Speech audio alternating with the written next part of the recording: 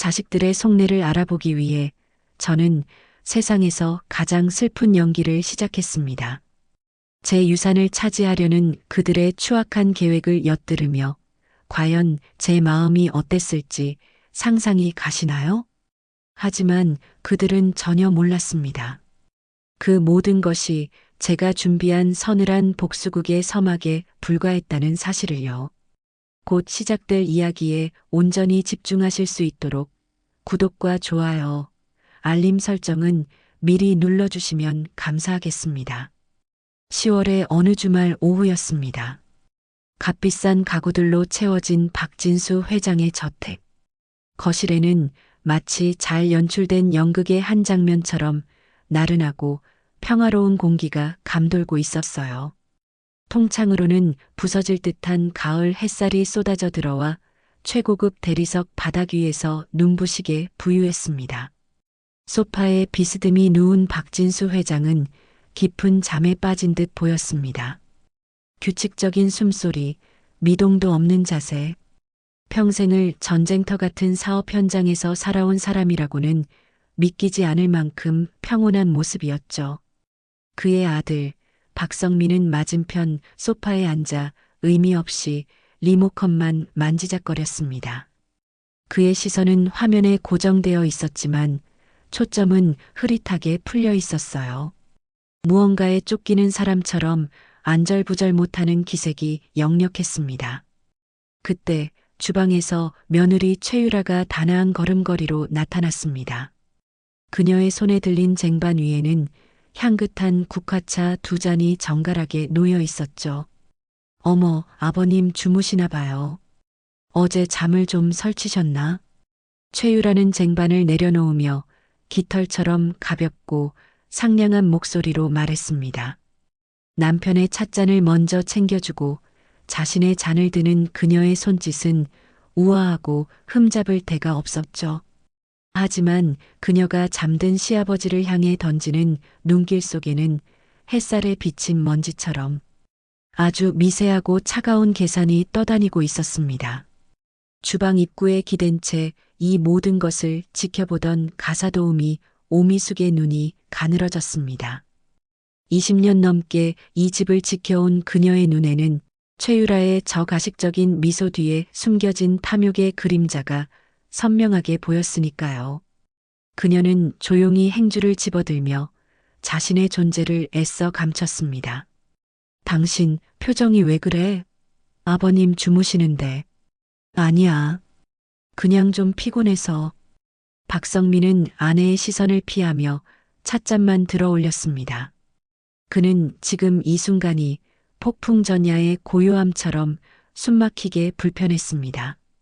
최유라는 그런 남편을 한심하다는 듯 잠시 쳐다보더니 이내 다시 시아버지에게로 시선을 돌렸습니다.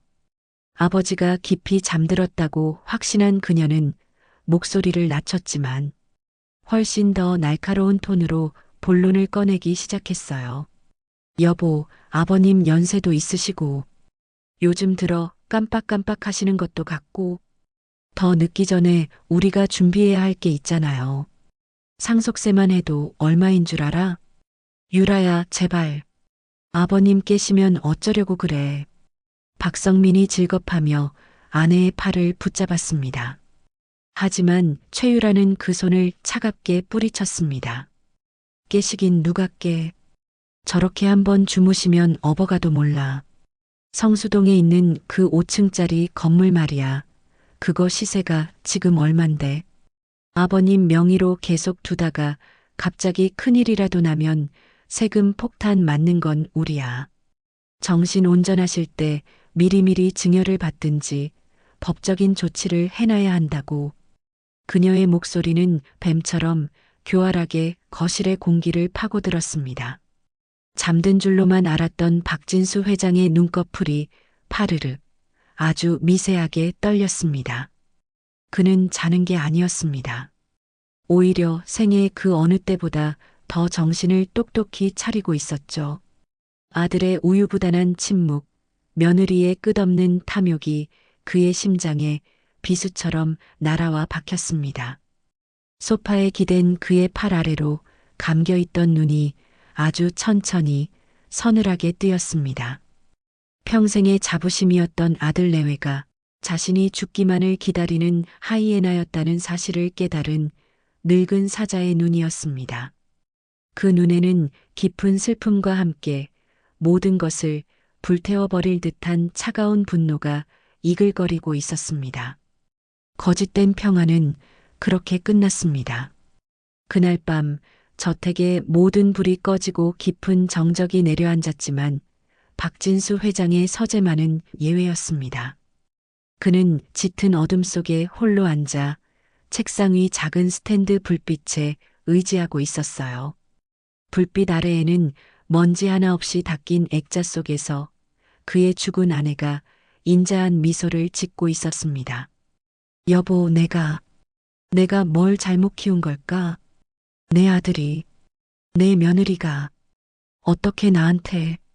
그의 목소리는 물기 어린 낙엽처럼 바싹 말라 갈라졌습니다. 평생을 바쳐 이룩한 모든 것들이 한순간에 모래성처럼 허물어지는 기분이었죠.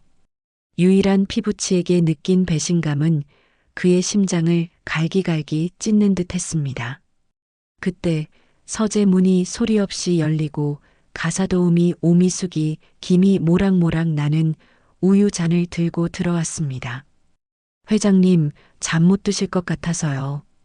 그녀는 박진수의 심란한 마음을 모두 읽고 있다는 듯 따뜻한 우유를 조심스럽게 내려놓았습니다. 수십 년을 함께한 세월은 굳이 말하지 않아도 서로의 마음을 짐작하게 하는 무언의 신뢰를 만들어 주었죠. 박진수는 한참을 침묵하다 마침내 무거운 입을 열었습니다. 그는 낮에 있었던 일을, 아들과 며느리가 나눈 잔인한 대화를 한자 한자 힘겹게 토해냈습니다. 이야기를 듣는 오미숙의 얼굴은 분노와 연민으로 하얗게 굳어갔습니다. 박진수의 이야기가 끝났을 때 그는 결심한 듯 단호한 눈빛으로 그녀를 바라보았습니다. 오 여사, 나 내일부터 좀 아파야겠어. 아주 많이 정신까지 오락가락하는 늙은이로 말이야. 네, 회장님, 그게 무슨. 내 인생 마지막 사업이 될 걸세. 내 아들놈 정신 차리게 하고 저 탐욕스러운 며느리의 가면을 벗겨낼 마지막 연극. 오 여사가 내 유일한 관객이자 조력자가 되어줘야겠어. 오미숙은 순간 숨을 멈췄습니다. 그의 눈에 서린 비장함에서 이것이 단순한 장난이 아님을 직감했죠. 그녀는 잠시 망설이다 이내 굳은 표정으로 고개를 끄덕였습니다. 회장님의 마지막 싸움을 자신이 반드시 돕겠다고 마음속으로 굳게 맹세했습니다. 다음 날 아침 연극의 막이 올랐습니다. 아침 식사를 위해 식탁에 모인 세 사람 사이에는 어색한 침묵이 흘렀죠. 박성민과 최유라는 어젯밤의 대화 때문인지 아버지의 눈치를 살피기 바빴습니다. 그때 박진수가 포크를 내려놓고는 맞은편에 앉은 아들 박성민을 빤히 쳐다보았습니다. 그의 눈은 마치 처음 보는 사람을 대하는 듯 낯설고 공허했습니다. 실례지만 누구신데 돌아가신 제 아들 자리에 앉아 계시오? 순간 식탁 위의 모든 공기가 얼어붙었습니다. 박성민은 얼굴이 새하얗게 질린 채로 굳어버렸고 최유라 역시 예상치 못한 상황에 눈을 동그랗게 떴습니다. 아버님, 저 성민이에요. 아들. 박성민이 더듬거리며 외쳤지만 박진수는 고개만 갸웃거릴 뿐이었습니다. 바로 그 순간이었어요. 남편의 당황한 얼굴과 시아버지의 텅 빈 눈빛을 번갈아 보던 최유라의 눈에 아주 짧은 찰나 놀람과 당혹감을 넘어선 교활한 희망의 빛이 스쳐 지나간 그것은 기회를 발견한 포식자의 번뜩임이었습니다. 시간이 흐를수록 박진수 회장의 연기는 신들린 경지에 이르렀습니다. 그는 때때로 아내의 이름을 부르며 허공에 대고 눈물을 흘렸고 아끼던 도자기를 화분으로 착각해 흙을 담기도 했습니다. 식사 중에는 음식을 옷에 잔뜩 흘려 영락없는 어린아이가 된 모습이었죠. 이러한 변화에 가장 신이 난 것은 며느리 최유라였습니다. 그녀의 얼굴에서는 시아버지에 대한 걱정 따위는 찾아볼 수 없었어요. 대신 모든 것을 손에 넣을 수 있다는 탐욕스러운 확신만이 번들거렸습니다. 그녀는 이제 대놓고 집안의 모든 것을 통제하기 시작했습니다. 여보, 아버님 저러시는 거 봐. 이제 우리가 관리해 드려야지. 아버님 통장이랑 인감도장 어디 있는지 알아? 유라야, 그래도 아직은 뭐가 아직이야. 저러시다 은행 비밀번호까지 다 잊어버리시면 어떡할 건데?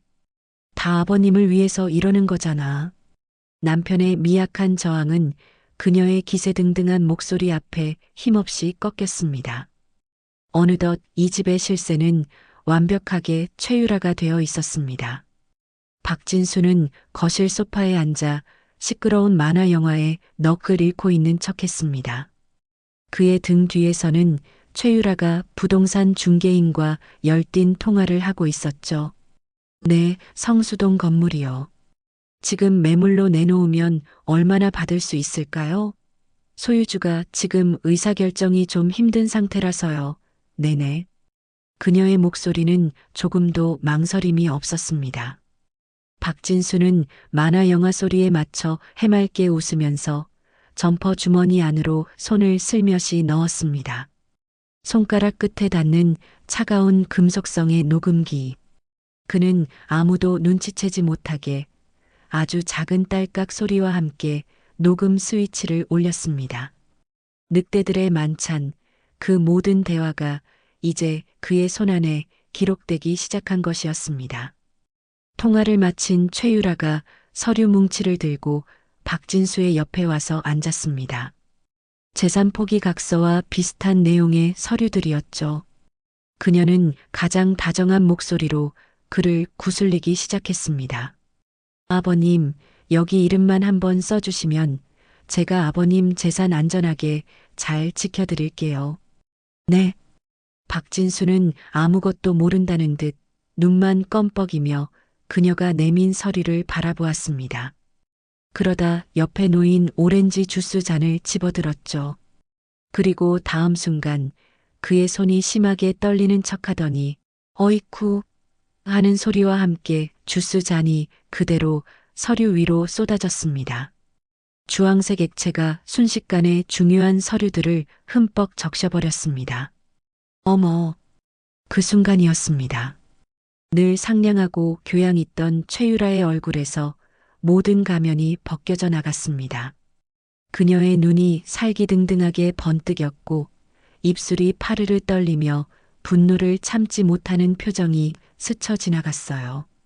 1초도 안 되는 찰나였지만 그것은 분명 그녀의 본 모습이었습니다. 아, 아버님, 괜찮으세요? 놀라셨죠? 아이고, 옷은 안 젖으셨어요? 서류는 다시 뽑으면 되니까요. 괜찮아요. 그녀는 언제 그랬냐는 듯 순식간에 다시 상냥한 며느리의 얼굴로 돌아와 능숙하게 상황을 수습했습니다. 하지만 박진수는 똑똑히 보았습니다. 주스에 젖은 서류보다 더 끈적하고 추악한 그녀의 탐욕을.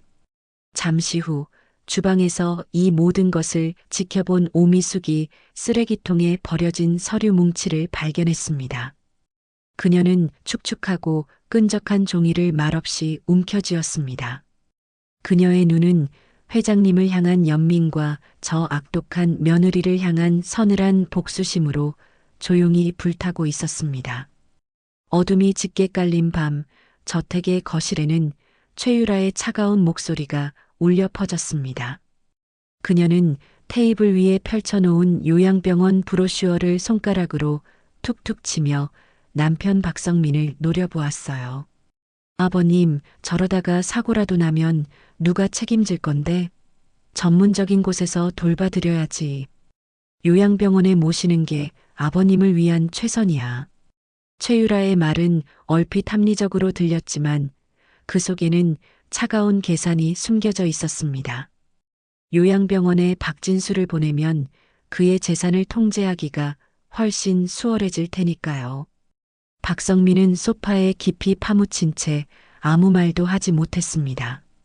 그의 얼굴에는 죄책감과 아내에 대한 두려움, 그리고 아버지에 대한 미안함이 뒤섞여 복잡한 그림자를 드리우고 있었습니다. 유라야, 그래도 아버님이 얼마나 서운해 하시겠어. 우리가 직접 모시는 게 도리잖아.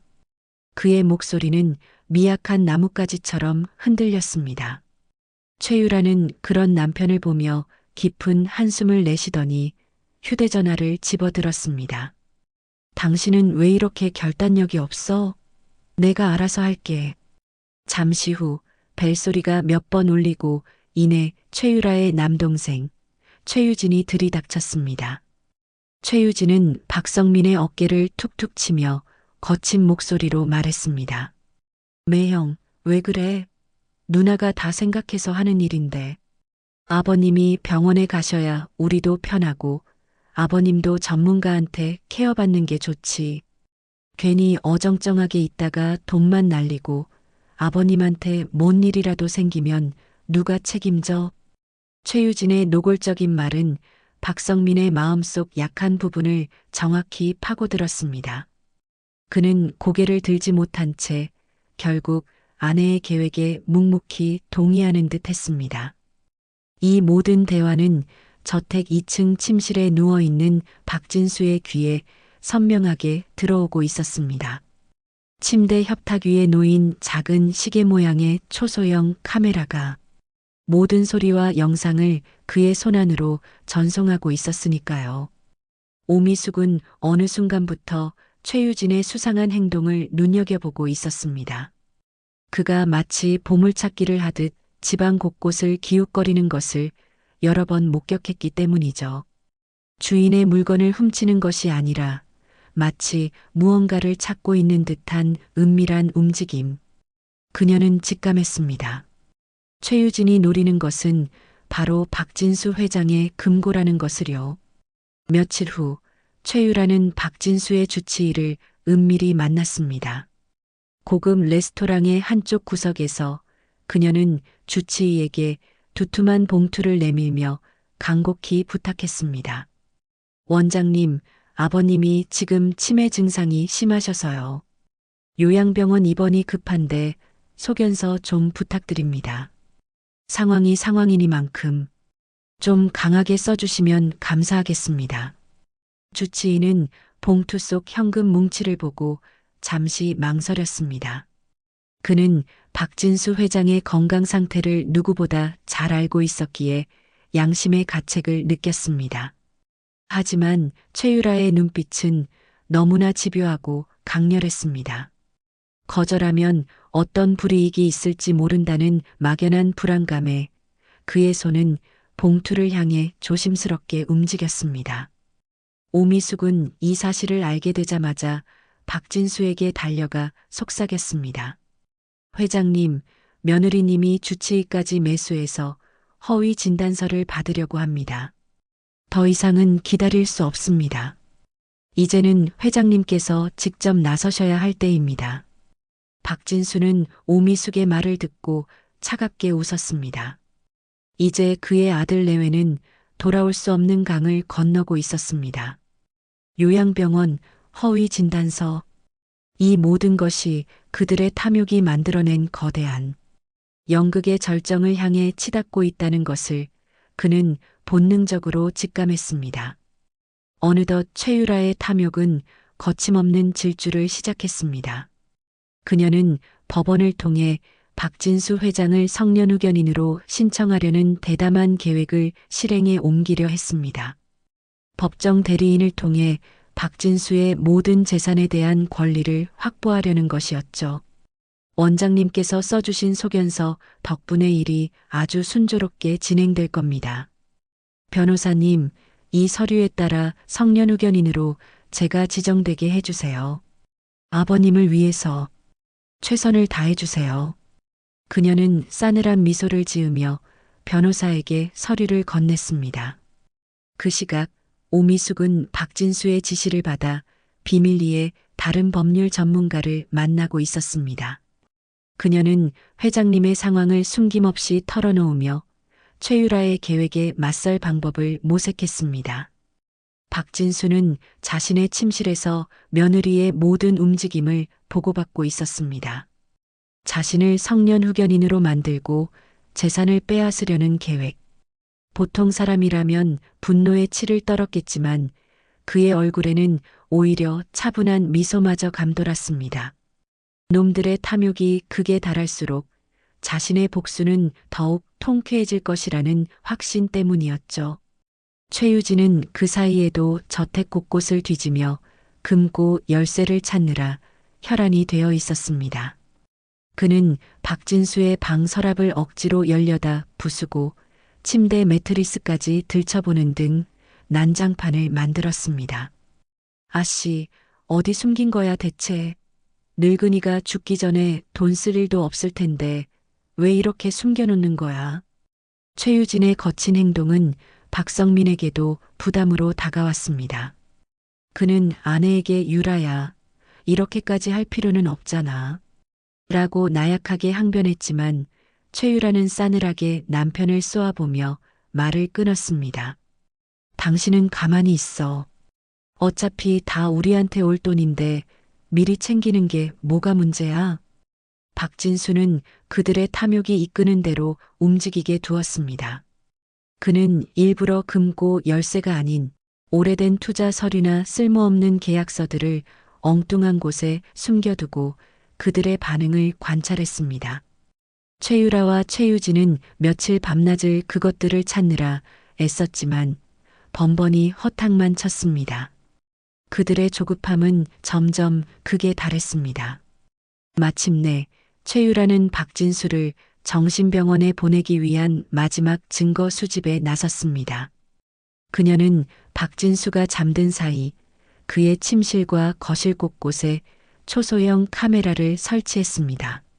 시아버지가 이상 행동을 하는 장면을 촬영하여 법원에 제출할 작정이었죠. 그녀는 카메라를 설치하며 비열한 미소를 지었습니다. 하지만 박진수는 그들의 모든 움직임을 예측하고 있었습니다. 오히려 그는 카메라가 설치된 곳을 정확히 알고 있었고 더욱 교묘하게 연기하며 역으로 그들을 함정에 빠뜨릴 계획을 세웠습니다. 그의 손에 들린 녹음기에는 며느리와 최유진의 모든 음모, 모든 대화가 차곡차곡 쌓여가고 있었습니다. 곧 폭발할 화산처럼 모든 것이 그의 계획대로 움직이고 있었습니다.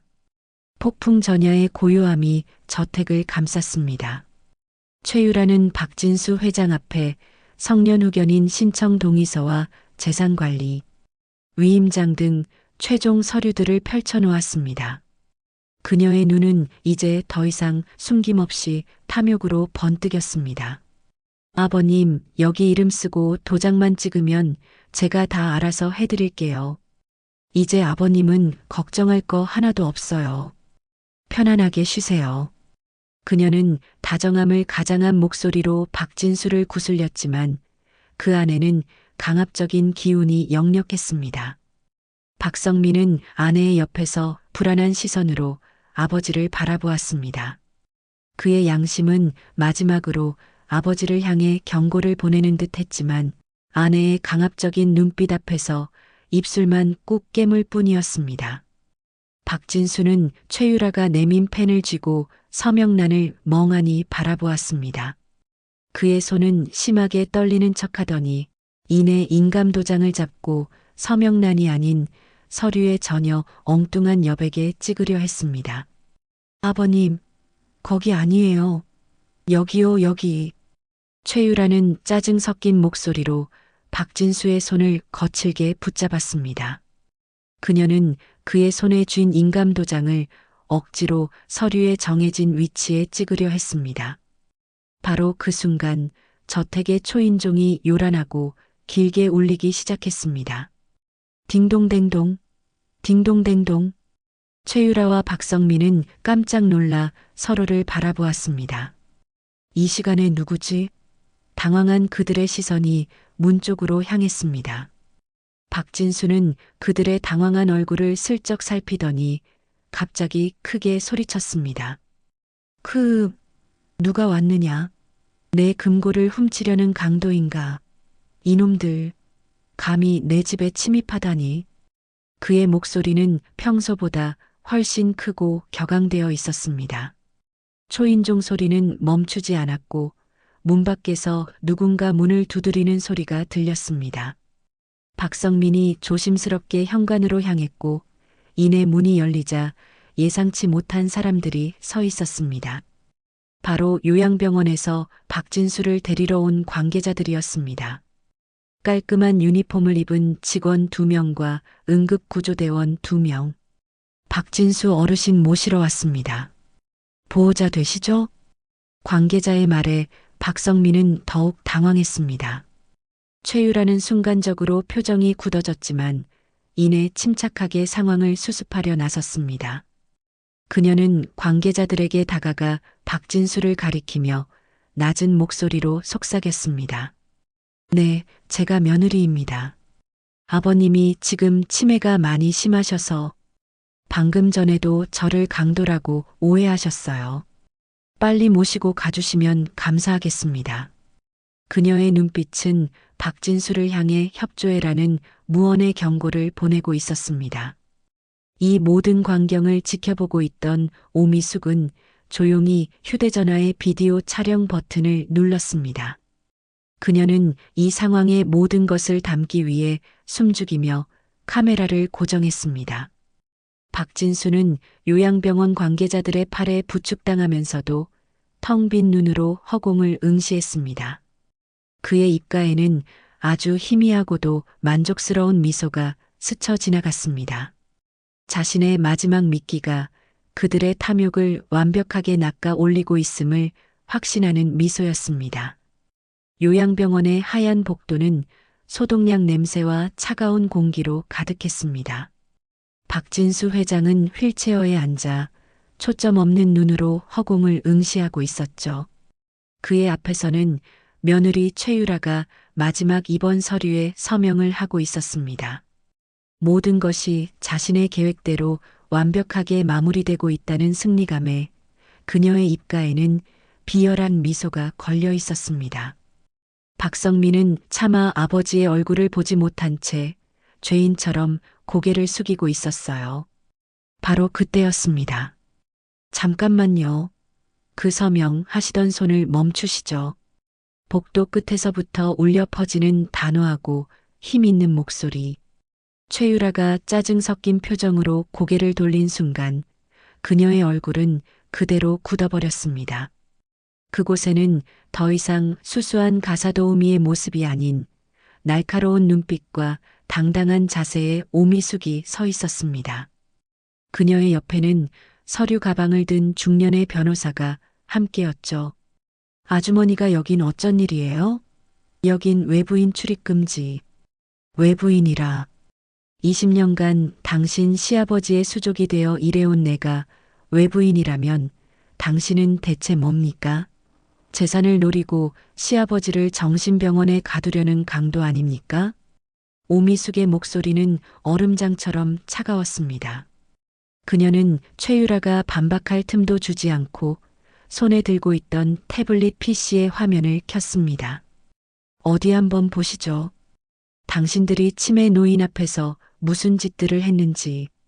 태블릿 화면에서는 거실에서 나눈 상속세 이야기부터 요양병원 계획, 주치의를 매수하려던 대화까지 그들의 모든 추악한 행적이 고스란히 재생되었습니다. 최유라와 박성민의 얼굴은 사색이 되었습니다. 이게 뭐야? 불법 촬영이야. 이건 증거가 될 수 없어. 최유라가 악을 쓰며 소리쳤습니다. 그러자 오미숙은 기다렸다는 듯 싸늘하게 웃으며 마지막 패를 꺼내 들었습니다. 불법 촬영? 박진수 회장님 자택에 설치된 모든 감시 장비는 집주인의 동의하에 설치된 합법적인 보안 시스템입니다. 제 소개가 늦었군요. 저는 가사도우미가 아니라 박진수 회장님께서 1년 전 고용한 사기범죄 전문 사설탐정 오미숙입니다. 충격적인 진실 앞에 최유라는 말을 잃었습니다. 그 순간 휠체어에 축 늘어져 있던 박진수 회장이 아주 천천히 하지만 힘있게 자리에서 일어섰습니다. 치매 노인의 공허한 눈빛은 온데간데없고 모든 것을 꿰뚫어보는 늙은 사자의 날카로운 눈빛만이 번뜩였습니다. 내 인생 마지막 연극, 재미있게들 봤나? 그의 목소리는 낮고 조용했지만 복도 전체를 얼어붙게 할 만큼의 위압감을 담고 있었습니다. 그는 아들과 며느리에게 한 걸음씩 다가가며 말했습니다. 나는 내 놈들이 내 돈을 탐내는 것은 참을 수 있었다. 하지만 사람의 마음을, 부모 자식 간의 정을 이따위로 짓밟는 것은 용서할 수가 없다. 그의 말이 끝나기 무섭게 복도 끝에서 경찰들이 나타났습니다. 모든 것은 박진수 회장의 거대하고 치밀한 심판의 무대였습니다. 최유라와 최유진은 재산 사기 미수 및 존속 협박 등의 혐의로 현장에서 체포되었습니다. 마지막까지 발악하며 자신의 결백을 주장하는 최유라와 달리 박성민은 모든 것이 끝났다는 것을 깨닫고 그 자리에 주저앉아 오열했습니다. 아버지, 제가 잘못했어요. 아버지, 한 번만 용서해 주세요. 아들의 절규가 복도를 울렸지만 박진수는 단 한 번도 뒤돌아보지 않았습니다. 그의 눈에서는 뜨거운 눈물이 흘러내렸지만 그 눈물은 아들을 향한 연민이 아닌 무너져버린 신뢰와 자신의 반쪽 같았던 아들을 스스로 끊어내야 하는 비통함의 눈물이었습니다. 몇 달 후 박진수는 기자들 앞에 섰습니다.